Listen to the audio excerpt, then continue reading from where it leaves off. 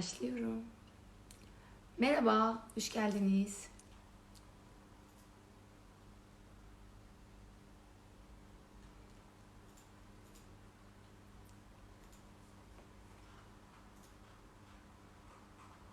Sevcan, Nazlı, merhaba, hoş geldiniz.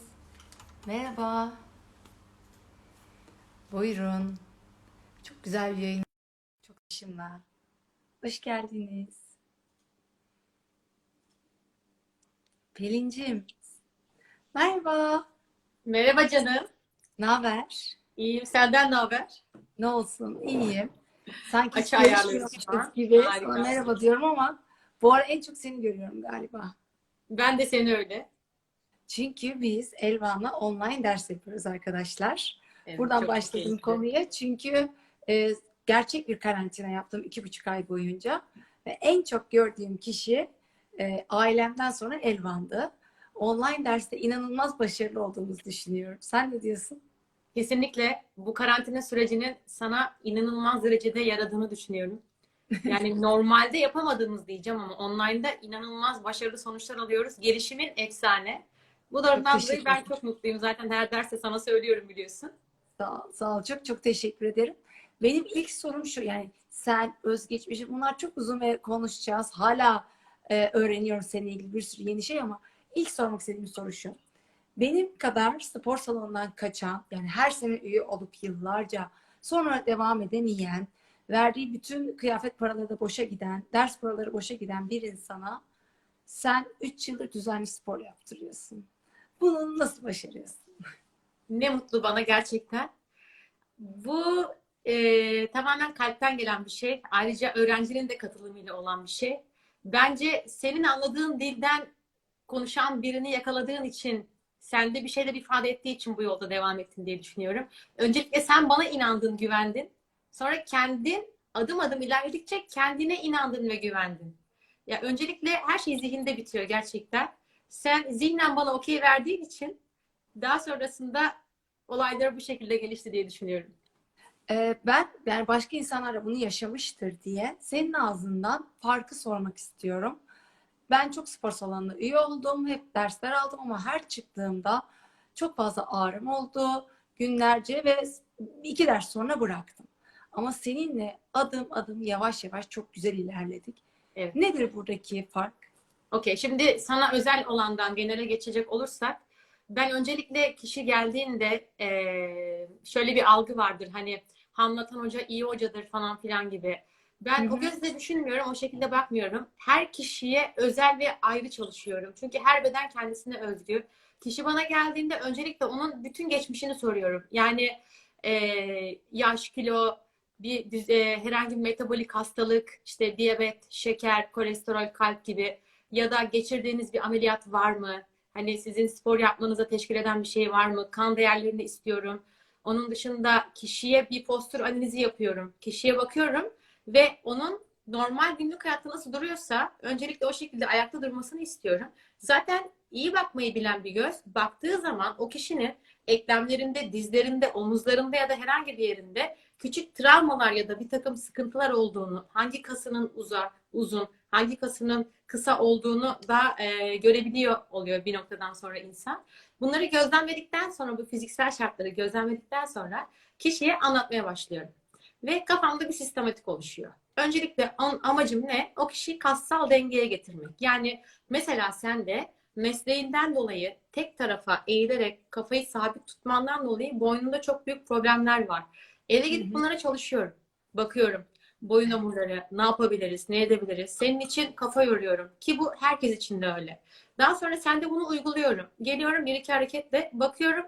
O hareket sende işlemiyor. Bu sefer tarz değiştirip ya da anlatım şekli değiştirip başka bir yol üzerinden sana ulaşmaya çalışıyorum. Ulaşmak istediğim yer aslında senin zihnin. Çünkü sen ezbere bir şey yapmıyorsun. Buna karşıyım. Yani hadi bakalım 15 tane yap. Bir, iki. Bu değil. Sen orada neyin için yaptığını biliyor olman lazım. Bütün öğrencilerime ana yaklaşım sebebim, bir gün ben olmasam da kendi başlarına, burası önemli, bilinçli ve düzenli spor yapabiliyor hale gelebiliyor Hı olmaları hı. gerekiyor. Bilinç vermeye çalışıyorum aslında öğrencilere. Çok her Peki açıdan izliyorum. benim sende en çok sevdiğim şeylerden bir tanesi güvenmemin en büyük nedeni. Beni hiçbir zaman sakatlamayacağını biliyor olmam. Burada tabii ki benim için senin eczacı olmanın çok büyük bir kıymeti var. Diğer sporculara da sonsuz saygım var. Hepsi beden eğitimi öğretmeni, kendi deneyimleri var şu bu. Ama sen Hacettepe Eczane mezunu bir eczacısın. İnanılmaz bir anatomi bilgin var. Yani kas yapısını incelemen çok çok farklı. Ve ben dizimde çok erken yaşta menisküs olabileceğini, boynumda fıtık olabileceğini düşünen bir insanken şu an ne boynum ağrıyor ne dizim ağrıyor. Ya bunu Endişe. şuna bağlıyorum. Biz senin hareket yaptığımız zaman sen çok analitik düşünüp her şeyin en doğrusunu yaptırmaya çalışıyorsun. Böyle yaptırmazsan ne olur? Ee, eklemler, açılar neden bu kadar önemlidir? Çünkü şöyle, önemli olan şey sana sağlık vermek ve doğru bir açıda yapmanı sağlamak. Genellikle Pilates adı altında kişiye giriyorum bunda. Çünkü Pilates biraz daha işin ABC'si. Ama fitness'tır, yogadır ya da pek çok farklı spor tarzı da var tabii ki. Eklemlerimizi doğru açıda hareket ettirmezsek ileride tabii ki sakatlıklar yaşayabiliriz. Hı hı. Özellikle belli bir yaştan sonra dizlerde oluşan kronik ağrılar, bunlar bir anda olan bir şeyler değil. Senin çocuk yaştan itibaren basışından, yürüyüşünden, bedeninin duruşundan, hatta hangi elle yazmandan bile omurgada bir şekillenme oluyor. Bedende bir kinetik zincir denen bir şey var. Yani ayak parmak ucumuzdaki 1 milimetrelik değişim kafatasımıza kadar yansıyabiliyor. Dolayısıyla kaslarımızın dengesi bozulmuş oluyor. Sen eğer ki içe doğru basıyorsan düz taban olabilirsin. Dizlerin daha çok içe doğru çekecektir ve demek ki kalçalarında bir zayıflık vardır. Kalçanı sabitleyen kas grubunda. Dolayısıyla buna hedefle gittiğimiz zaman senin basışın düzeldiğinde resmen başının duruşuna kadar yansıyabiliyor.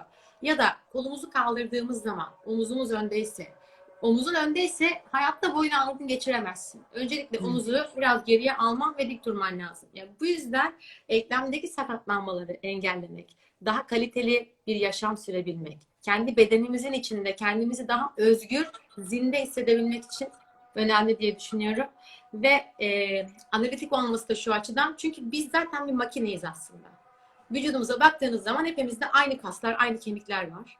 Ve bunlar aynı şekilde birbirine bağlanmış. Sadece kişisel farklılıklarımızdan dolayı, psikolojimizin bedenimize yansımış halinden dolayı bir takım uzunluk kısalık farklarımız oluyor, dengesizlikler yaratıyor. Yani Sonuçta şöyle e, farklılaşabilir. burada psikolojiye de girdim bir anda. Çünkü senin öyle bir yanın da var. Hani her zaman insan spor yapma modunda olmuyor. Bazen çok düşük geliyoruz sana. Evet. Ben kendi açımdan. Öyle olduğum zamanlarda da sen bana diyorsun ki bugün kendini nasıl hissediyorsun? Ne yapalım? Ya bunu iki şeye bağlayacağım. Bir, her zaman şunu söylersin. Spor tek dalda olmamalı. Hem pilates hem fitness hem yoga hepsi birlikte olmalı. Hem de biraz önce bağladığın şey şu, psikoloji çok önemli. Öyle günler olur ki biz seninle spor yapmayız, meditasyon yaparız. Evet, çok haklısın. Genelde ben şöyle bir şey oluyor. Bu belli bir seviyeden sonra bence böyle olmaya başladı. İlk başlarda bu meslekte ya da bir kişiye bir şey öğretirken diyelim, o sana geliyor ama çok içselleştiremeden sistematik olarak hareket kalıbını öğretiyorsun. Hmm. Ama bir noktadan sonra kişi benim karşıma geliyor. Bu bana kendimde fark ettiğim bir şey. Çok da beni mutlu eden bir şey açıkçası. Kişi bana geldiği zaman kafamda herhangi bir sistematik tabii ki var. Ama evet, şimdi 10 tane bunu yaptıracağım, 20 tane şunu yaptıracağım diye bir şey değil. Sen benim karşıma geldiğin anda benim içime bir his geliyor diyeyim. Şekiller, görüntüler, sana nasıl bir şey yaptırabileceğime dair ilham veren şeyler diyebilirim. Ve burada senin öncelikle nasıl hissettiğini soruyorum. Evet, bugün çok iyiyim, bomba gibiyim diyor musun? Yoksa hayır, bugün daha sakinliğe ihtiyacım var. Çünkü sonuçta orada ben kendimi tatmin etmiyorum seninle. Senin neye ihtiyacın varsa fiziksel anlamda onu yükseltmeye çalışıyorum sende. Böyle gelişiyor biraz da derslerimiz. Aslında anlattığım bütün evreleri yaşamışım. Kendi özelimde sormak istemedim ama kendi yaşadığımı da katmak istiyorum. Ben pilatesle başladım hiçbir şey yapmazken. Pilates ABC'ydi. Ama öyle bir hocam var ki benim. Hem Master Pilates, lütfen o Master Pilates'in ne olduğunu bize açıkla. Aynı zamanda Dünya Fitness altıncısı, Avrupa dördüncüsü, Türkiye'de 9 sene üst üste fitness şampiyonu. Üzerine jimnastik şampiyonu 9 sene üst üste galiba. Yani her şeyin şampiyonu bir hocam olduğu için benim modum neyse biz bir gidip fitness, bir gidip yoga, bir gidip ne bileyim meditasyon o gün yapabilir hale geldik. Ve Sen ben bu konuda öğrenmişsin, doğru söylüyorsun. çok şanslı olduğumu düşünüyorum. Ama benim evrem önce pilates, sonra fitness olarak gelişti. Şimdi hem pilates hem bazen fitness yapıyoruz seninle. Ve Yoga da hepsi yapıyoruz seninle gidiyor. bazen. Evet.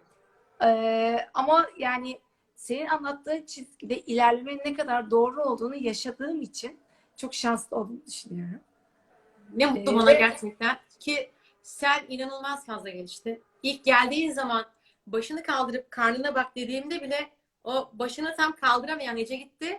Şimdi dumbbell'larla squat yapan, sözsel uyarıyı ki online sistemde 3 boyutlu hareket de yok. Beni bir tek duyarak ve o ekrandan görerek inanılmaz harekete adapte oldun. Koordinasyonun gelişti ki aynı dili konuşmaya başladık. Belki farklı kelimeler söylüyor olabilirim sana ama hareketi duyarak yapma hızın arttı. Bunlar çok önemli şeylerdir. Mesela kişi bana gelir, ilk ders derim ki kolunuzu omuzunuzun hizasına kaldırın. Buraya kaldırır. Yani beyne giden sözsel uyarı bedende fiziksel bir harekete dönüşmeli. Ve bunu da düzgün ve doğru yapmamız gerekiyor. Aslında hepsi Pilates'in prensipleri olsa da spor dallarına baktığımız zaman ya da hayata baktığımız zaman hepsi hayatla aynı ilkeler. Bu konuya girmiyorum. Çıkamam. Sen beni biliyorsun. Sabaha kadar anlatabilirim. yani şunu söylemek istiyorum. Aynı dil, online spor için şunu söylemem lazım. İlk önce senin ve benim ya da kişinin bir spor geçmişi varsa, karşında ders vereni de tanıyorsa online spor harika bir şey. Ama hiç Evet. sen beni bilmesen, ben seni anlamasam o çok kolay değil. Ama bundan sonra biz seninle online'da çok daha sık spor yaparız diye düşünüyorum ve hayatıma daha güzel Evet. pencere açıldı diye seviniyorum. Şimdi biraz Çok önceki mutluyum. soruma dönmek istiyorum. Tabii ki. Master Pilates ne demek? Master aslında orada biyografime yazdığım şeyden yola çıktım galiba. Hı hı. Çok fazla yazım karakter yeri olmadığı için ben onu biraz özetlemiştim. Üçüncü kademe pilates antrenörü anlamında. Master demek biraz daha eğitmenliği anlamında. Yani pilates eğitmeni anlamında geliyor orada master trainer kelimesi. Ama Yani sen eğitimini gerçek Pilates'ten almışsın. Nasıl onu söylemeni istiyorum. evet, ben önce Türkiye'ye Pilates ilk geldiği zaman Pilates Türkiye'de her zamanki gibi federasyonlaştığı kursa gitmiştim. Ve daha sonra bu işi ilerlettikten sonra Amerika'ya Jimnastik Federasyonu beni göndermişti. Ve burada Joseph Pilates'in öğrencilerinden olan bir daldan direkt Joseph Pilates'in hangi klastan geliyorsa historik diyelim yani Joseph Pilates'in Pilates'i öğrettiği şekilde öğrenen bir eğitim aldı. Ve daha sonra Türkiye'ye döndüğümüzde Jimnastik Federasyonu'nda bir dönem eğitmenliği yaptım. Bir daha sonra birebir insanlarla çalışmaya devam etme kararı aldım. Ne kadar şanslı olduğumu tekrar anlıyorum ama ben de kültürü senden aldım. Tekrar sana sormak istiyorum. Joseph Pilates kim? Biliyorum da sen. Tabii ki ilk sorunu. Joseph Pilates'i dünyaya getiren kişi diyelim. Bu aslında bir Alman askeri ve şöyle ortaya çıkıyor. Bir dünya savaşında kampta, çok uzatmayalım, Joseph Pilates Alman askeri olduğu için 20-30 tane askerle falan filan çalışıyor. Bir salgından dolayı çok kişi ölüyor ve Joseph Pilates'in çalıştığı askerler ölmüyor. Ve sonra merak ediyorlar acaba bu adam ne yapıyor falan diye. O da kendi sistemini bu bir fiziksel fitness sistemidir şeklinde uygulatıyor. Bunun içerisinde prensipleri var. Prensiplerden en önemlisi bir konsantrasyon. Aklın bedene hükmetme gücü. Sen bir hareketi yaparken bütün konsantrasyonun bedeninde olacak.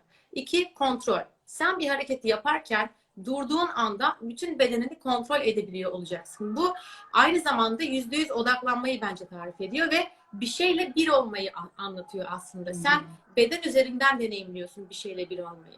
3. Düzgünlük. Hareketi en olası ideal şekilde yapman lazım. Evet, bugün belki bacağını tam kafaya doğru çekemiyorsun ama bak gelişiyorsun. Çekiyorsun ve bunun limiti yok. Senin bedeninde gelişememe limitini belirleyen senin kendin gerçekten. Bir diğer prensibimiz nefes. Nefes durur, hayat durur. Hareket durur, hayat durur demiş. Gerçekten öyle. Genelde nefes ters geliyor ilk başlayanlara. Dirence karşı nefes aldırıyorum ve gevşerken nefes veriyorsun. Neden? Çünkü normal günlük hayatta da çok sıkıştığımızda, strese girdiğimizde ne yaparız? Kendimizi böyle kasarız. Ama nefes aldığında hem üst gövden gelişir. Pilates'in ana amacı kuvvetli bir üst gövde sağlamak. Omuriliğimizin, sinirlerimizin geçtiği kanalın bağlı olduğu bütün kas gruplarını kuvvetli hale getirmek. Özetle geçiyorum. Ve bir sonraki merkezlenme. Bütün hareket merkezden gelir. Joseph Pilates bunu alt karın ve kasık bölgesi olarak kapsıyor. Sadece karın olarak geçmiyor. Biliyorsun ki seninle çok çalışıyoruz kasıkları. Hatırlıyorsun diye düşünüyorum. Bacağımızı yukarı kaldırma hareketlerini aynen. Bütün hareketler merkezden geldiği zaman beden inanılmaz derecede merkezlendiğinde kol ve bacakları büyük bir güç pompalıyor. Son prensip tüm beden katılımı. Sen bir hareketi yaparken sadece orada handırt yapmıyorsun. Bütün bedenin aynı anda senkronize muazzam bir harmoniyle çalışıyor. Tıpkı bir dans gibi. Hareket başladı mı bitmiyor. Akışla beraber devam ediyorsun. Sürekli bir akış içerisinde. Bu prensipler aslında hayatta her şeyde var. Senin mesleğinde de eminim sen bu şekildesin. Odaklandığında bir diş yaparken. Evet. Ben bunu virgül koyuyorum. Ya şimdi şöyle, sen anlatırken insanlar benim ne kadar şanslı olduğumu anlıyorlar bence. Çünkü benim öyle bir spor hocam var ki ben ona neyi sorsam Derya Deniz. Yani pilates diyorsun. Gitmiş pilatesi Amerika'da direkt master degree olarak öğrenmiş. Burada pilates hocası yetiştiriyor.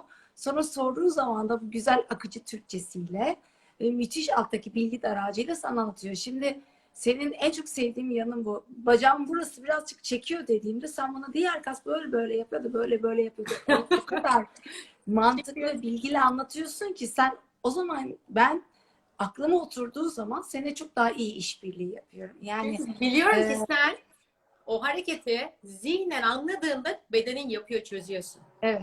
O Ve yüzden daha mantıklı yararlı geliyor. oluyor. Zaten seni bence diğerlerinden ayıran aslında özel dersi de kısmen diğerlerinden ayıran şey şu. Spor dersine gittiğinde nedir? Gidersin 20 kişi aynı hareketi yapar. Ya da sana bir tane chart verir. 10 tane yap, 20 tane bunu yap bilmem ne. Sen nereden geldin, neren ağrıyor bilmeden standart sana uygulandığı zaman hem bir işe yaramaz hem de çıktığında bir yerin sakatlanmıştır, ağrım vardır.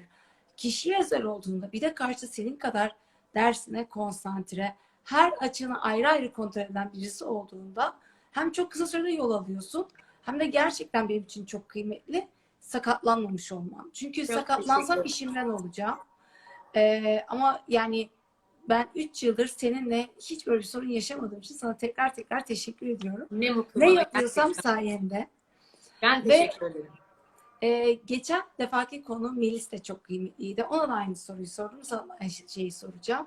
Şimdi e, yani akademi mezunu olsan ve üzerine bu kadar derecen olsa gene müthiş bir hayranlık duyardım. Yani insan 10 sene üstü nasıl birinci olur? Yani rakiplerin gerçekten sana sinir oluyordur, onu söyleyeyim de. Hepsi yani. Yani Serena Williams gibi yani olayın heyecanı bitmiş. Zaten hep anlayacak. Yani o bölümü bir şey yapalım. Yani bir insan bunu Teşekkür ederim. nasıl Hacettepe'yi kazanır? Yani fen lisesi, hani ben bir fenci olarak ne demek olduğunu biliyorum. Üstüne Hacettepe eczacı. Hani daha yüksek eczacılık olsa onu da kazanacakmışsın. Ne ara ne ara olimpiyat birincisi oluyorsun? Ne ara dünya derecesi yapıyorsun? Uyumuyor musun? Aynı soruyu sana soruyorum. Çok tatlısın gerçekten. Ya çok teşekkür ederim. Evet, çok dallı budaklı bir hayat hikayem var gerçekten. Özetle söyleyecek olursam çok küçük yaştan beri sporun içerisindeyim. Bir de doğuştan geldiğini de düşünüyorum bu tutkunun. Annemin de eski sporcu olmasından dolayı evde sürekli bir böyle antrenman haline falan filan büyümüştüm. Ve okulda da derslerim hep çok iyiydi. Ortaokulda. Daha sonra ana dönüm noktası benim ilkokul 4'e giderken babayı kaybetmemdi. Ben o dönemler jimnastik, yüzme ve basketbola aynı anda gidiyordum. Ve zorlu antrenmanlar yapıyorduk.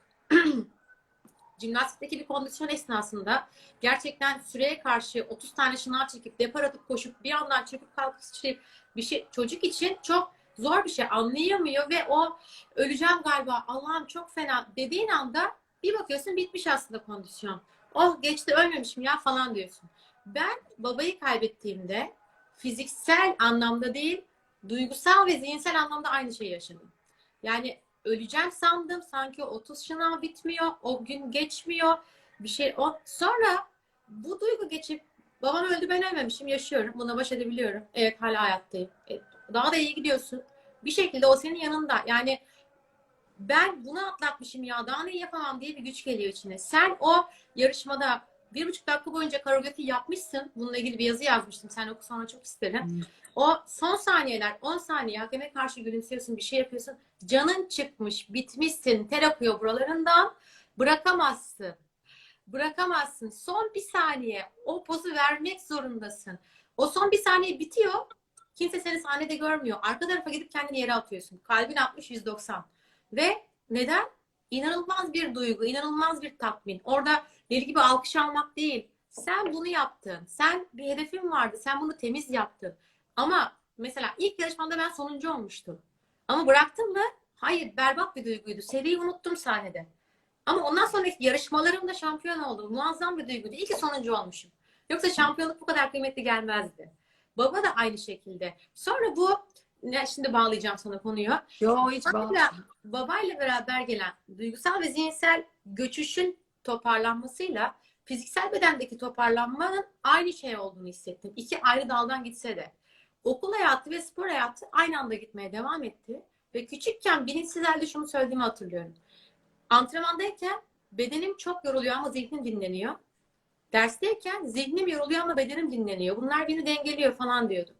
Bir antrenman olurdu bizim. Gece saat 10'da biterdi. Ertesi gün tarih sınavımız olurdu. Hiç kimse gelmezdi antrenmana. Ben tek başıma giderdim. Çünkü o antrenmandan sonra eve gelip duş alıp ders çalışırken annem hala söyler bana, virgülüne kadar tarih kitabını bana okurdun der. Zihnim o kadar bomboş ki odaklanabiliyorum. Tıpkı Pilates'in dediği konsantrasyon muhabbeti gibi. Kitabı açıyorum, cümleyi bir okuyorum. Zihin almaya sünger gibi açık. Çünkü kaygı yok, bir şey yok, deşarj olmuşsun. Ve zihin bunu alıyor. Okula gidiyorsun. Zihnim deli gibi yoruluyor. Canım istiyor zihnimi boşaltmak. Ve küçükken hiperaktif bir çocukmuşum ben gerçekten. O basketbolda, jimnastikte enerjini atarken zihin zaten çalışmaya alışık. Duyduğun sözsel uyarıyı şimdi tanımlayabiliyorum öğrencilerimi görünce. Birebir algılayıp kendi üstünde uygulayabiliyorsun. Hoca diyor ki bunu yap. Hop yapıyorsun, oluyor. Aa, nasıl yaptım diyorsun. Gözünü kapat yap diyor. Gözümü kapatıyorum, yapıyorum. Ve o dönemler jimnastikte Türkiye'de çok yüksek seviyeli hareket yapan çok fazla insan da yoktu. Benden büyükler çok fazla vardı ama biz şöyle videoyu açardık. Benim hayran olduğum mesela bir tane kız vardı. Videoyu açardı. O zamanlar slow motion bile yok. Çok eskiymiş gibi anlatıyorum ama aslında teknoloji birazcık eskiydi. Çok küçüğüm. Slow motion yok. Hareketi izliyorum. Hop yapıyor, bitiyor. Nasıl yapmış ya bakıyorum. Kendim deniyorum. Belki biri bana bunu o dönem öğretse hop yapacağım 2 saatte ya da 2 günde bitecek. Ama bir ayda, 2 ayda bir hareketi çalıştığımı hatırlıyorum. Bu benim şimdiki öğrencilerimle konuşurken de bahsettiğim aynı şey. Yani onlara kendimde neyi ihtiyaç duyup bulamadıysam o dönemler o şekilde yaklaşmaya çalışıyorum aslında. Yani şimdi Allah vergisi güç, esneklik, zeka var ama müthiş bir mücadelecilik var. Yani hiç kimse sınava var diye gitmediğinde tek başına giden çok disiplinli bir çocuk var. İşin sonunda şu an hala eczanen var. Bir yandan o devam ediyor. Müthiş bir bilgi birikimin var. Aynı zamanda çok başarılı bir sporcusun. Tabii bu çok nadir, çok kolay elde edilen bir şey değil. Ben çok şanslıyım senin olduğum için. Çünkü bana şöyle katkıların da var. Hani buradan başkalarına da olur mu diye bunu sormak istiyorum. Ben sana mesela eczacı yanını kullanarak şunu soruyorum. Şunları yemeyi çok seviyorum, bunu yemeyi sevmiyorum. Amacım da kas yapmak değil, sadece düzenli spor hayatı olan birisi olmak. Bu aralar ne yemeliyim ya da ne gibi vitaminler almalıyım diyorum. Sen hemen bana böyle bir hap gibi bir şey Hemen bir söyleyebilirsin. sana. Şöyle Okay. bir tane çete yap. Evet. Tamam, senle bu konuyu daha önce çok fazla konuşmuştuk. Hemen söylüyorum. Hedefine bağlı. Sen biraz daha yağ yüzdesini azaltmak isteyen, kas yüzdesini arttırmak isteyen biriysen, bedeninde incelme sağlamak istiyorsan, buna göre önce beslenmende 3 ana 3 ara öğünü yemeni tavsiye ediyorum. Şimdi pek çok intermittent tarzı, saatlerce aç kalma tarzı yapanlar da var ama yine de diyorum her beden kendine özgü. Bu işin geneli 3 ana 3 ara öğün ve genellikle protein ağırlıklı beslenmek, daha çok sıvı yağları tercih etmek, zeytinyağı gibi kaliteli yağları tercih etmek. Tabii ki diyetisyenlerimize tırnak içerisinde burada kesinlikle diyetisyene gitsinler. Ben kendi bilgilerimden, öğrenimimden, deneyim ve bedenim üzerinde uygulamalarımdan ve öğrencilerim üzerinde aldığım sonuçlardan konuşuyorum. Hemen bir araya Tırnak gireyim, çok içi. mütevazi davranıyorsun da karşımızda konuşan kişi Türkiye fitness şampiyonu kaç kere? Yedi. Lütfen. Yedi. 7. 4 dünya 9 altıncısı, Avrupa dördüncüsü. Yani sen tabii ki kas yapmak ve beslenmek konusunda bir otoritesin. Dinleyelim, evet. Evet. Şimdi senin beslenme tarzına göre takviyelerden sonra bahsedeceğim. Ana ve ara öğünlerinde genellikle ufak kaçamaklar olabiliyor. Hani bir bisküvidir, bir poğaçadır, bilmem ne. Genelde hamur işi bizi hantallaştırıp ağırlaştırır. Un yerine yulaf gibi, yulaf kepeği gibi seçenekler ya da çok fazla yağlı peynirler yiyorsan bunun yerine daha çok lor peynirine yönelebilirsin diyet yaptığın dönemlerde. Daha az yağlı tercih edip daha az işlenmiş gıda tercih etmek gerekiyor. Sucuk, salam gibi sakatatları mesela ben hiç sevmem. Tamam, okey. Sonuç olarak çok nefsini köreltmek için arada yiyebilirsin ama en azından diyet yaptığın dönemlerde bu gibi hazır gıdalardan biraz daha uzak durmak gerekiyor diye düşünüyorum. Izgara olarak etlerinizi tercih edebilirsiniz. Bol bol salata ve beyaz pirinç yerine biraz daha kara buğday gibi, yeşil mercimek gibi, kepekli pirinç gibi şeyler tercih edebilirsiniz. Şimdi böyle deyince reçete veriyormuş gibi oluyor. Bu şekilde konuşmayı da sevmiyorum aslında. Burada da kişiler bana sorduklarında nasıl besleneyim diye onlara biraz ezbere bilgi dışında, yani tost ve yumurtaya gibi hazır bilgi dışında işin mantığını bir trik söylüyorum ki arada önlerine gelen besinler konusunda bilinçlensinler diye. Burada önemli nokta glisemik indeks. Ben de fitness'la yarışırken yıllarca diyet yaptım. Ve bu eczacı halimle hiç sorgulamayıp abilerimden aldığım öğütlerle de yaptığım çok fazla oldu. Ve sonra bir baktım inanılmaz kansız kalmışım. Bir şeyler eksik. Zaten hep saçma gelmiş bana o şekilde beslenmek. Sonra anladım aslında olayın bir matematiği var. Onu uygulaman lazım senin. Günlük alman gereken esansiyel yağları ve proteinleri alacaksın. Onun dışında teknik taktik yapacaksın. Yeme saatini, zamanını, pişirme şeklini değiştireceksin. Bu kadar. Patates kızartması da yiyorum. Ama çok fazla yemiyorum canım çektiğinde. Çünkü istediğim formdayım ve bana bir şey yapmayacağını biliyorum. Besinlerden korkmuyorum. Kilo alıp vermekten korkmuyorum. Çünkü nasıl vereceğimi biliyorum. Nasıl alacağımı da biliyorum. Bunu bildiğimiz zaman zaten korkmadığımızda insanlar bu kadar kiloyla mücadele eder hale gelmeyecektir. Ve akşam yemeklerini çok ağır yemektense biraz daha hafif geçirmeyi, sofradan doymadan kalkmayı derler ya, gerçekten bunu yapmak gerekiyor. En önemli trik de bence herkesin kendi can kurtarıcı bir ara öğünü olması gerekiyor. Çünkü genelde çok acıkıp yemeğe saldırıyoruz. Sanıyoruz ki sabah kalkalım, hiçbir şey yemeyelim, öğlen saat 2 olsun. Saat 2'de yardırıp sucuklu yumurtalar yiyelim, ekmekleri banalım, başka da bir şey yemeyelim. Bu sefer bedene kıtlık hissiyatı geliyor. Eyvah, bana hiçbir besin gelmeyecek, ben bunu depolayayım diyor. Ve burada dediğim gibi glisemik indekse dikkat edin arkadaşlar. Glisemik indeks ne yapıyor bedende? Glisemik indeks demek bir besinin kan şekerini sıfırdan 100'e yükseltme hızı. Ve bizim kan şekerimiz 100'e çıktığında bedende insülin salgılanıyor ve bu hop düşürülüyor, normal seviyeye geliyor. Sen yine açlık hissetmeye başlıyorsun bu sefer. Bizim amacımız kan şekerini yavaş bir şekilde bu şekilde çıkarmak. Hop yukarı dimdik çıkarmak değil. Beyaz şeker, çikolata gibi de diyebiliriz. Pirinç, un, yani bu gibi gıdalar, hamurlar seni yediğin zaman diye şeyin glisemik indeksi maalesef çok yüksek ve glisemik indeksi düşük olarak bir tüyo vereceğim. Mesela ananas. Glisemik indeksi çok düşük. Gönül rahatlığıyla yiyebilirsiniz. Kepekli pirinçten kastımız da bu. Beyaz pirincin glisemik indeksi 60-70 civarı bir şeyse kepekli pirincin 40'tır. En azından sizi daha uzun süre tok tutar. Bu bahsettiğim şeyler tabii ki diyet dönemi için. Sen bir şekilde bedendeki yağları yakmaya çalıştığın için ufak triklerle dikkat edeceksin. Bunun dışında vitaminlere gelirsek, spora yeni başladıysan ve gerçekten gün aşırı düzenli bir şekilde sporunu yapıyorsan, düzgün de besleniyorsan ekstra bir şey almana gerek yok aslında. Sadece günümüzde besinlerin değeri çok fazla emin olamıyoruz.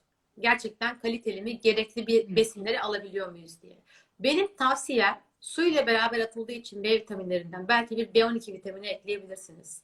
Ya da bir multivitamin. Mesela benim hiç eksik olmaz dolabımda gerçekten bir B12 vitamini, bir karaciğer koruyucu ve C vitamini mutlaka 1 miligram günlük direncimi arttırması. Karaciğer koruyucu dediğin ne? Karaciğer koruyucu dediğim benim aynı zamanda bu eczacılıkta okul bitirme tezimin konusuydu. Karaciğer hastalıklarında kullanılan ilaçlar diye. Enginar olabilir, deve dikeni olabilir. Piyasada bunun tabletleri de var. Karaciğerimiz biliyorsunuz bizim temizlikçimiz, çöpçümüz diyelim. Bedenimizde yediğimiz her şey bir şekilde oradan temizlenip gidiyor. Ve biz 70, 80, 100 sene belki bu bedenle yaşarken bu karaciğerimizdeki o çöp birikmesini düşünün. Evinizde tıkanmış lavabo gibi. Sizin bu karaciğer koruyucunuz alkol alıyorsanız eğer ya da bir takım takviyeler kullanıyorsanız, hatta sakatat yiyorsanız bile, normal hayatta çok fazla yemek yiyoruz, dışarıdan madde alıyoruz. Bunların etkilerini azaltan, karaciğeri rahatlatan, karaciğer enzimlerini diyelim, çok kişi aslında duymuştur bunu. Karaciğer enzimlerini normal seviyeye getiren, dengeleyen bir şey. Ben öneriyorum. Kendim de genelde alırım. Özellikle yüzünüzde bir dönem sivilcelenmeler falan oluyorsa, alın kısmında ya da boyun kısımlarında. O zaman bilin ki hani karaciğerde belki bir dengesizlik olmuş. Bir şey size fazla gelmiş. Alerji yapmış falan derler yani bilirsin. Hı hı. Bu şekilde genel bahsedeceklerim. Ha, bir de balık yağı ekleyebilirim belki. Hani unutkanlık ya da düzgün uyuyamıyorum ya da hani kalp damar hastalıkları, dizlerde problem, omuzlarda problem falan filan varsa genellikle ülkemizin olduğu konumdan da dolayı çok fazla düzgün balık yemiyorsa balık yağı, B12, ortalama bir multivitamin, bir karaciğer koruyucu. Bunlar dolapta dursun. Ara ara kullanın. Aynen. Aynen. Yani şu an tabii kişiye özel olmadığı için böyle çok genel geçer hap gibi bilgiler veriyoruz. Ama Evet, sürekli tabii. her zaman söylüyorum, ben çok şanslıyım ki sen varsın. Ben ne Teşekkür lazım soruyorum. Sen onun üzerine o kadar bir derya deniz bilgi alıyorum ki, bir de yaşanmış önümde örnek var. Tabii gerçekten tekrar teşekkür ediyorum. Ee, Bu hap bilgilerden sonra tekrar sana dönüp bir şey sormak istiyorum. Evet, Bu dinliyorum. kadar çok şey yaptın. Evet, daha yani çok azını konuşuyoruz. Hakemlikler, antrenörlükler, neler neler var. Bir daha sonra Ama şeyi söylemedim yani farkındayım eczacılık fen lisesi boyutuna. Onu biraz sonra bekliyorum söylemek için. tamam. Ama En büyük tutkundan bahsetmek istiyorum. ah Dans evet. ne zaman, nasıl başladı? Oh my God. Ne zaman nasıl başladı?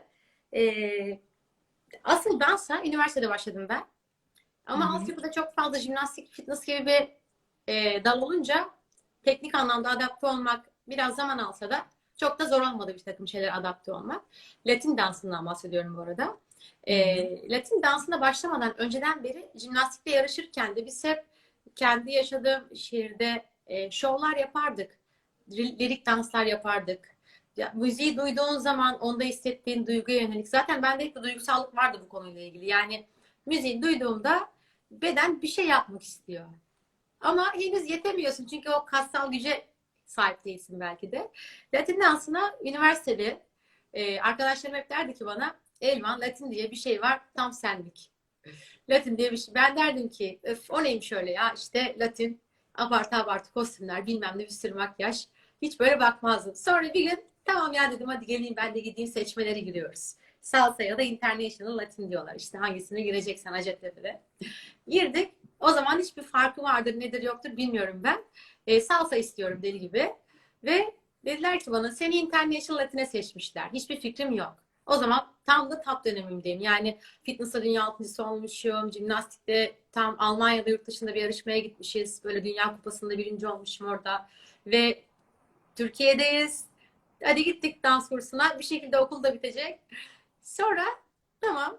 Dediler ki pratik var. Pratiğe geleceksin. Hadi gidelim pratik neymiş onu da bilmiyorum. Pratik falan filan diyorlar.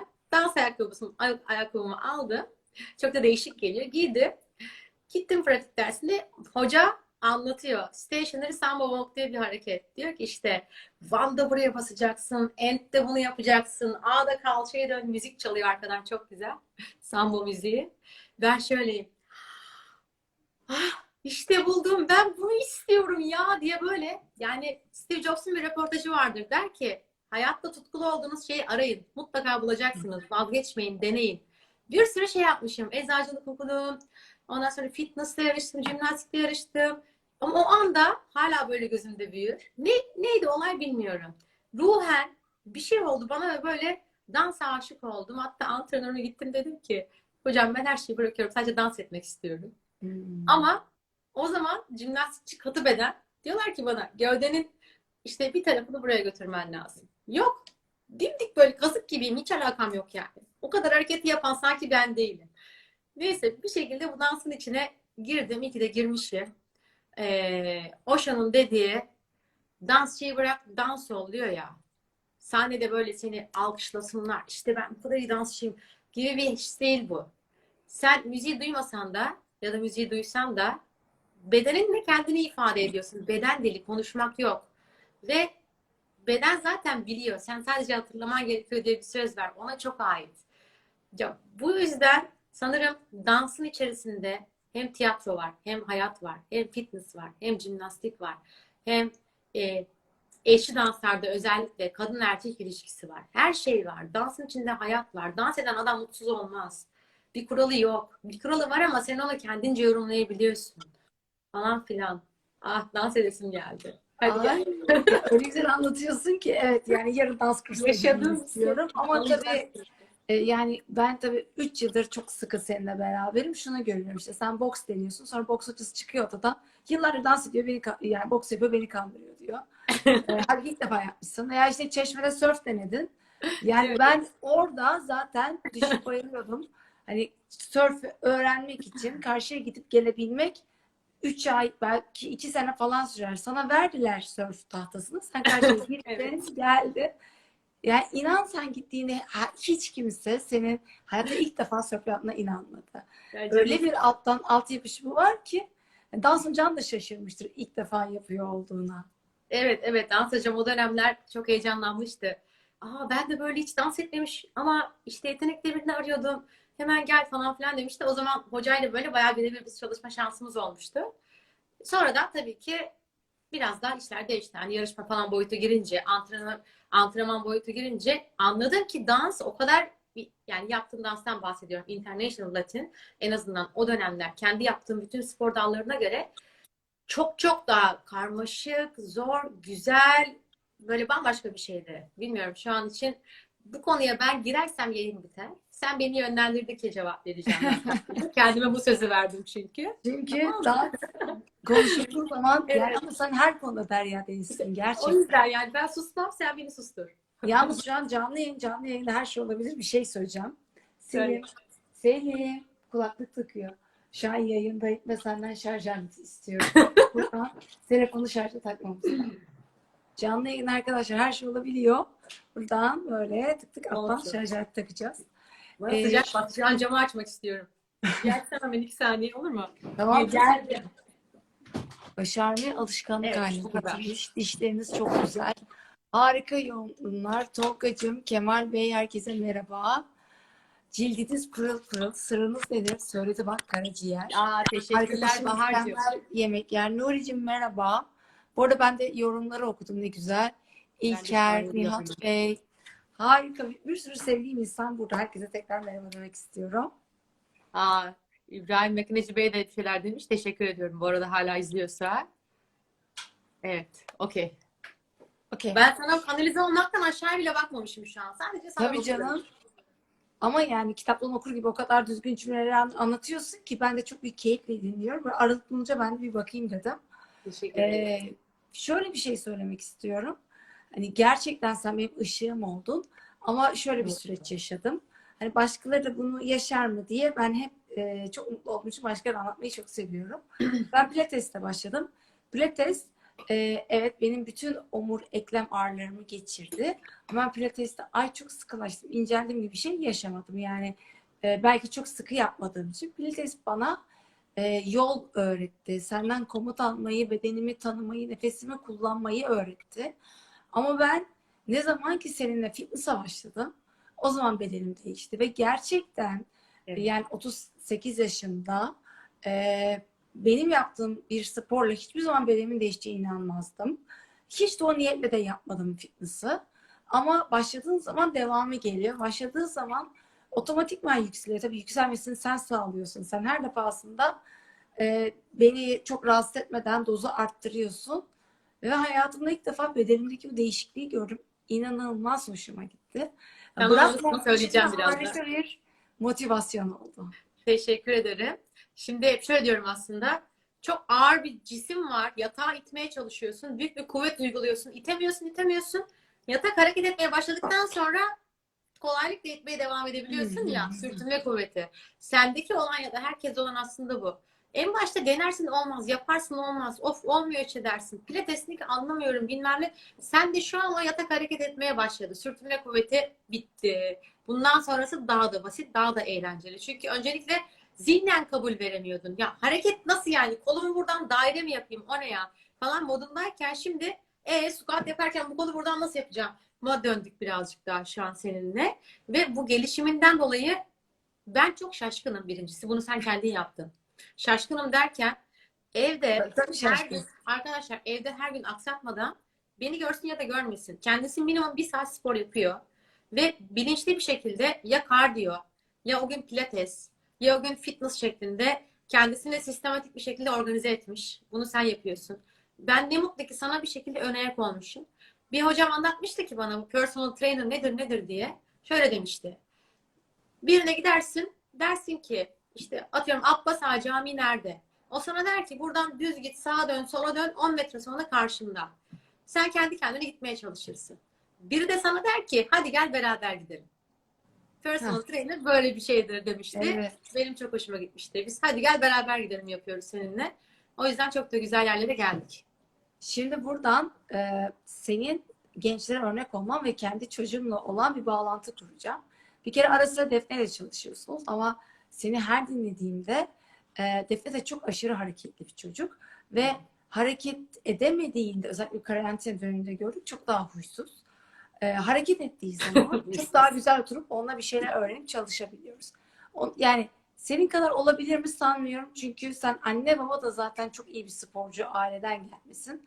Önemli değil ne kadar olduğu ama Hiç belli spor olmaz. yaparsa çok daha iyi ders çalışır. Yani biz bunun çok daha tersine inandık. İkisinin birlikte gitmesini imkansız gördük. Özellikle Türk toplumunda. Ama bu bilinç değişiyor. Sen de daha önce konu Melis de kendi ailemle bir iki tane bunun örneği var. Dersleri çok iyi olanların sporları da çok iyi oldu. Çünkü zihni Evet. boşalıyordu. Umarım kendim de kızım da senin ışığında senin öğrencin olarak Defne'ye de bir şeyler yapabilirim. Ve Ne mutlu olur. 6 yaşındaki Defne'ye ne önerirsin? Şimdi yaş olarak çok uygun bir yaşta. Genel olarak atletizm veya jimnastik derler. Neden? Çocuk yaşta kişinin yönlendirilebileceği yapı olarak bütün bedeni güzel bir koordinasyonla çalıştıran hobi grupları gibi derslerle vücut en azından bir sportif moda hazır hale geliyor. Şimdi öncelikle bu konuda da çok fazla şey var. Spor bilimine gönül vermiş biri olarak diyeyim. Yani eczacılıkta okurken de kendi antrenörümün bu bilim kitaplarını çok fazla karıştırırdı. Birincisi fiziksel uygunluğu var mı? Eklem açıları gerçekten esnek mi? Jimnastiğe uygun mu? O çocuk belki çok hızlı boyu atan bir çocuk olacak ve voleybol oynayacak. Belki de basketbol oynayacak. Belki de ne bileyim handball yapacak. Belki daha eskrim tarzı odaklanmayla ilgili bir şey yapacak. Bilemiyoruz şu an. Sadece her spora varmadan önce bir kaynak nokta olur ya. Bu genelde çocuk jimnastiği ya da hani bale diyelim. Bale gibi ya da atletizm diyelim en azından koşu var, atlama, sıçrama falan filan bir şey var. Bu gibi sporlara yönlendirilebilir diye düşünüyorum. Çocuk zaten sevip sevmeme tepkisini size verecektir. Yani çok yaşadığı büyük bir travma yoksa o ders esnasında ya da içine kapanma, utanma gibi durumu yoksa kendini buna belli edecektir. Defne şu an tam aradığı şeyi bulmuş. Çünkü çok hiperaktif. Çember atıyor, aşırı mutlu. Dünyada ondan mutlusu yok. Kendimi görüyorum Defne'de yani gerçekten. İlk çember attığımda bir sokağa baştan sonra kaç tane çember atarım diye çember attığımı hatırlıyorum. 50-60 tane. Defne'de aynı potansiyelin kat kat fazlası var. Ve çok daha özgüvenli, enerjik ve bu yaştan itibaren kendisini iyi ifade edebilen bir çocuk. O yüzden şuna dikkat etmek gerekiyor sadece çocuklar yaparken. Harikasın, mükemmelsin, her şeyin en iyisini yapabilirsin de bir uç. İşte daha da iyi yapman lazım. Hayır bu olmadı. Evet bilmem ne demek de bir şey. Bu dengeyi tutturmak çok önemli. Yani çocuğa hem bedensel egzersizin eğlenceli olduğunu, çaktırmadan verirken hem de ona oyunmuş gibi odaklanmayı öğretip bir yandan ders çalışmasına belki motive edebilirsin. Annem bana bunu çok güzel yaparmış aslında. Sonra onu Nasıl yaparmış? e, bana kendinden örnekler anlatarak böyle beni heyecanlandırırdı. İşte bir ödevi nasıl yaptığına dair mesela gözümde canlanırdı o böyle rengarenk kitapları yazmış etmiş. Ben de aynısını yapmak istiyorum falan derdim. Sonra bana derdi ki işte üç arkadaş biz şurada dans şovu çıkarmıştık. Koreografiyi ben yazmıştım. Böyle yapmıştık. Ayağımızı şöyle point etmiştik. Belki bilincinde değildi bunu söyledim ama ben böyle sahnede kendimi öyle hayal ederdim. Ben de yapmak istiyorum falan diye. Sonuçta bir kızın ilk rol modeli annesi bir şekilde. Sonra spora yönlendikçe ya da ben biraz daha büyüdükçe babamla beni işte piyanoya başlattılar.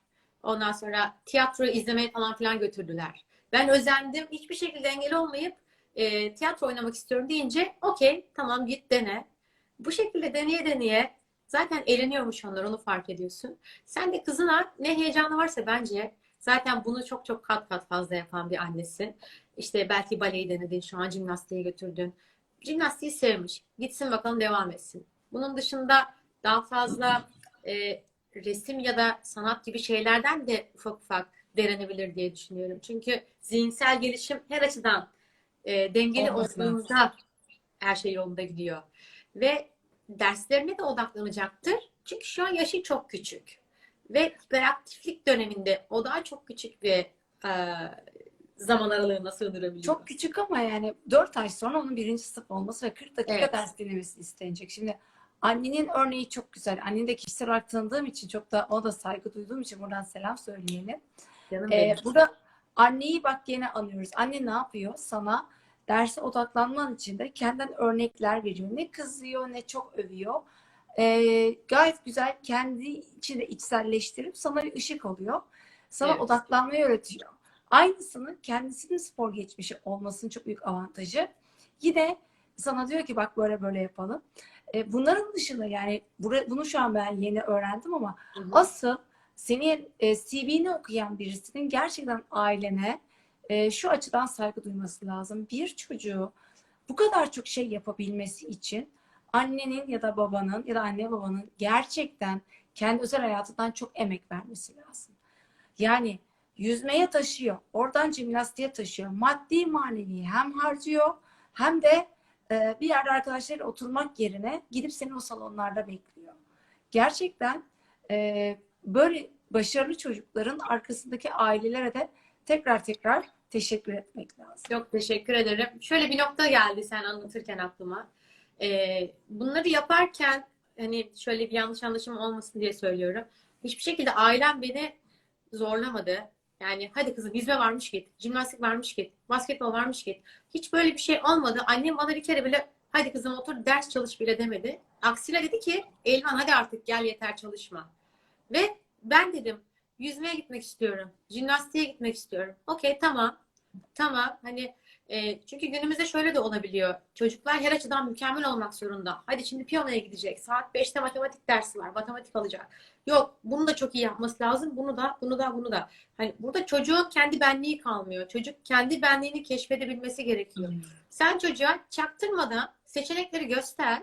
Bana sorarsan tabii ki anne değilim bilmiyorum tamamen ama kendim empati yapmaya çalışıyorum. Çocukluğumu hayal ediyorum bir de. Ben ne yapıyordum acaba diye.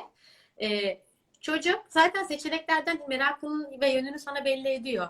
Onu da sen dediğin için gidiyormuş gibi değil de böyle istiyor musun tamam o zaman falan der gibi ona bir birey olarak davranmak gerekir ki ben seni aynı bu şekilde görüyorum zaten Defne ile ilişkin.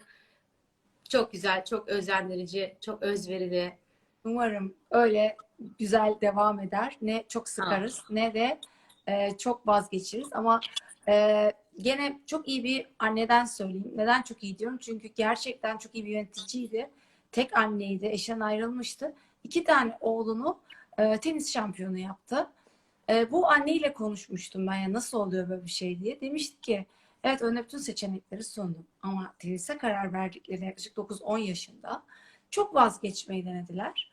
O zaman vazgeçmelerine izin vermedim. Yani bir noktada birazcık eşi katlatmak. Tabii ki kızmak değil ama motivasyon, bu kadar emek verdiğini şöyle bir hayır gideceksin diyerek onların vazgeçmesini engelledim. Evet. Çünkü bu çocuk diyor yani her an bir adım geriye atabilir. Ve şu an buradalar diyor. Annen de hiç böyle eşi katlattı mı sana hatırlıyor musun? Yani bırakacağım vazgeçtim dediğin falan oldu mu? Şöyle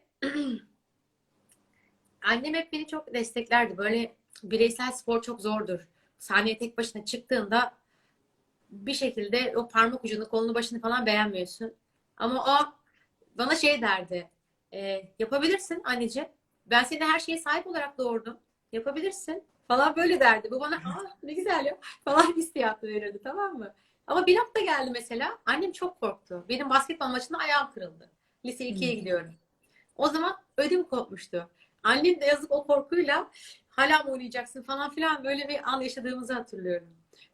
Yani bu tamamen değişebiliyor. Anne sana her zaman destek veriyor.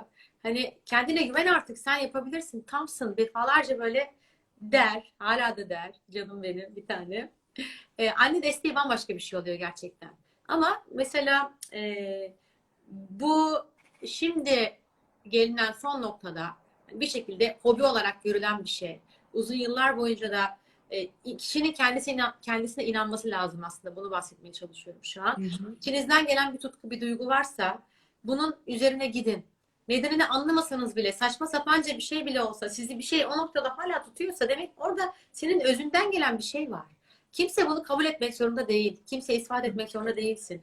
Zaten bir nokta sonra senin kendine olan inancın insanların sana olan inancına dönüşüyor. O yüzden hiçbir şey kolay değil tabii ki. Her şey lay lay lom bugüne kadar gelmedi. Ama şükürler olsun bir noktada diyorum ki iyi ki de böyle olmuş. İyi ki de o anda o dansa gitmişim. Eskiden o bütün yarışmalarda yarışmışım.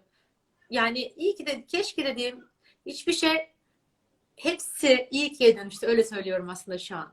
O Çok bütün güzel küçük tanımladın. başarısızlıklarımız bizi gelecekteki başarıya hazırlayan küçük başarılarımız aslında. Bunu düşünüyorum. Bu Çok şey. arada yani inanılmaz bir şey. 52 dakikadır çok keyifle konuşuyoruz. Nasıl Vaktin nasıl geçti? geçtiğini hiç anlamadım. Hiç Ama anlamadım. yani dediğin gibi sen hayat kendini inşa etmektir. Sen kendini inşa ederken o kadar farklı renkler, tuğlalar koymuşsun ki her birini açtığımızda üzerinden bir sürü şey gidiyor. Evet. Her biri için ayrı ayrı bir programlar yapılıp insanların bilgi alacağı çok fazla şey olabilir. Ben mesela şu 52 dakikada annemden aldığım sözleri kendi çocuğuma nasıl uygulayacağımı hemen yuttum. Yuttun Onu mu? güzel ona yapacağım. Ve Defne senin daha çok ders yapmanı sağlamaya çalışacağım. Ne mutlu Özellikle bana. bu dönemde. Çünkü kızımın da çok geç fark etmiş olsam da ben de hareket ettiğimizde zihnimiz çok çok daha iyi çalışıyor. Son olarak yani buna değinmeden geçemeyeceğim. Belki çok yordum seni ama Hayır, ben çok ee, iyi. bana birazcık bu meditasyon, spiritüalite, bu konuya olan merakınla ilgili bir şeyler söyleyebilirim. Yani sen Reiki falan filan da biliyorsun. Bu da bir derya deniz. Hangisinden ne söylemek istersen biraz da burayı dinlemek isterim. Tabii ki. Ee, Şimdi o kadar çok şey var ki böyle aslında bir saate sığdıramamak ya da diyeceğim bir şeyi tam söyleyememek, konu yarım kalıyor, devam edemiyorsun falan. Olsun diyebildiğim kadarıyla. Hiçbir şekilde kendi üzerimde deneyimlemediğim hiçbir şeyi başkasına denetmedim, yaptırmadım. Meditasyon ya da yoga da aynı şekilde. Meditasyon diyeyim şimdi. Bu da çok küçük yaştan beri vardı. Fen Lisesi'nde lise 1'e giderken meditasyon sunumu yaptığımı hatırlıyorum. Ne alakaysa Fen Lisesi'nde. O dönemde de varmış bir şekilde. Yani merak oluyor ya da ilgileniyorsun bununla. Sanırdım ki meditasyon ne? İşte gözünü kapat bekle. O öyle bir şey değil. Meditasyon senin %100 anda olman. Her şeyinle o an olman. Yani spor yapıyorsa o hareket olman. Hani Karate Kid'de var ya, bilardo topuna vuracak, top ol diyor, odaklan diyor, bilmem ne. Hmm. Meditasyon böyle bir şey. Gözünü kapattığında nasıl diyebilirim? Bir gün üniversite döneminde Ankara'da bunu hissetmiştim. Gözüm kapalıyım. Sanki böyle bulanık bir su çözülmüş, dibe kadar çökmüş ve ben sanki hücre çekirdeğim içime çökmüş gibi hissetmiştim. Sıfır düşüncenin geldiği, ya sıfır düşünce, bir sıfır noktası var. O bütünlükte birlik hissi gibi bahsedeceğim sana, tamam mı? Muazzam bir duygu. Zihinde sıfır soru işareti. Hiçbir kaygı tasa yok. Sonra anlıyorsun ki aslında farklı mekanizmalar var. Bizim farklı farklı bedenlerimiz varmış. Fiziksel beden, zihinsel beden, duygusal beden, enerji bedeni. Yani bunların hepsini eş frekanslı tutabilmek, bütün farkındalığınla anda olabilmek önemliymiş. Ve meditasyon senin zihnini sessizleştiriyor, sakinleştiriyor. Kaygılarını azaltıyor. Bunu nasıl yapacaksın? Bu yapılan bir şey değil yani. Gözünü kapatacaksın. Sadece susacaksın sessizce. Nefesi hissedeceksin. O anda kalacaksın. Masayı siliyorsan sadece o masayı sileceksin. Güneşe bakıyorsan sadece o güneşi göreceksin. Hiç eğitim Yani almış birisi meditasyon yapacağım diye meditasyon yapabilir mi? tabii ki yapabilir. Hmm. Sadece aslında her şeyi biliyoruz. Sadece bunu hatırlamamız gerekiyor. Hiç eğitim almamış birisi meditasyon nasıl yapılır? Gözler kapatılır şöyle. Bunun bir kuralı yok. Bunu sen içsel de hissedebilirsin. Sen bir anda bir sabah kalkıp ben meditasyon yapacağım ya deyip gözünü kapatıp meditasyon yaparken bulabilirsin kendini. Böyle bir şey.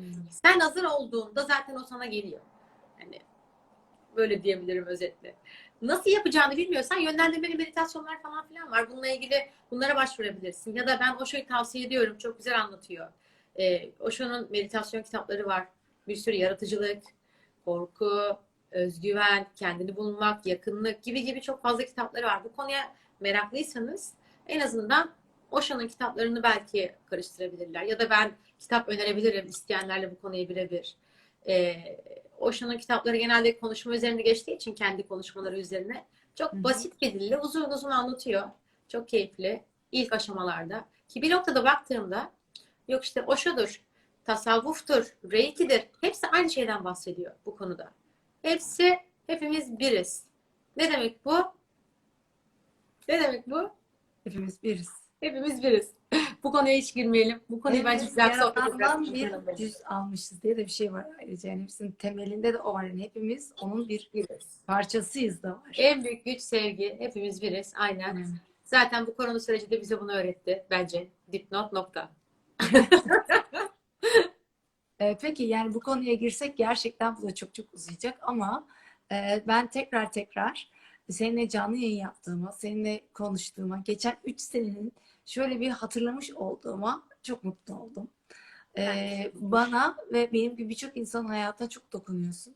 Söylediğim gibi kendini harika inşa etmişsin ve etmeye, geliştirmeye Teşekkür ederim devam canım. ediyorsun. Umarım senin gibi birçok genç bu şekilde kendini geliştirmeye, yani spor yaparken derslerini de yapabileceğini anlar. Bir iki kişinin hayata dokunsak ne güzel diyelim. Ne mutlu. Yani son bir şey Çok söylemek teşekkür ediyorum. istiyorum. Gençler olsun, öğrenciler herkes olsun. Herkese şunu demek istiyorum aslında. Diyorum da. Yapabilirsin. Sadece kendine inan. Yapabilirsin. Yapamayacak bir şeyin yok. Kendine inan. Hep bunu diyorum aslında gerçekten. Ve anlattığım şeylerin sebebi de belki bir ilham, bir motivasyon kaynağı olur. Belki bir kişi vardır içinde ukde kalan, denemeye korkan, cesaret bulur, dener.